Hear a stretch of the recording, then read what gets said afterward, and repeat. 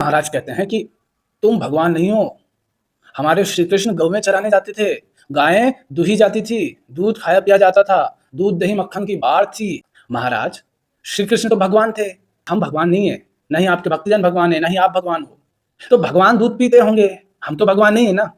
तो फिर हम क्यों पी रहे हैं? वो भगवान थे इसलिए पीते थे, हम क्यों पिए? हम कौन होते हैं उनकी बराबरी करने वाले, उनकी नकल करने वाले?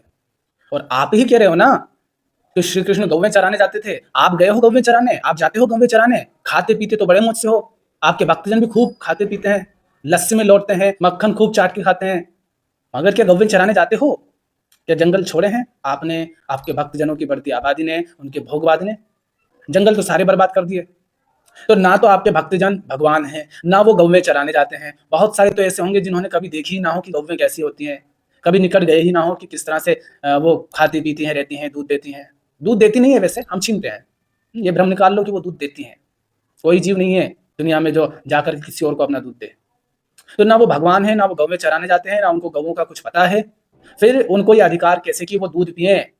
श्री कृष्ण कुछ खाते पीते थे, तो आप कह रहे हो कि हम भी खाएँगे पिएँगे। मगर श्री कृष्ण अन्य जो काम करते थे, उसमें से क्या कर रहे हो बताओ ना? आपके भक्तजन क्या गीता ज्ञान जानते हैं?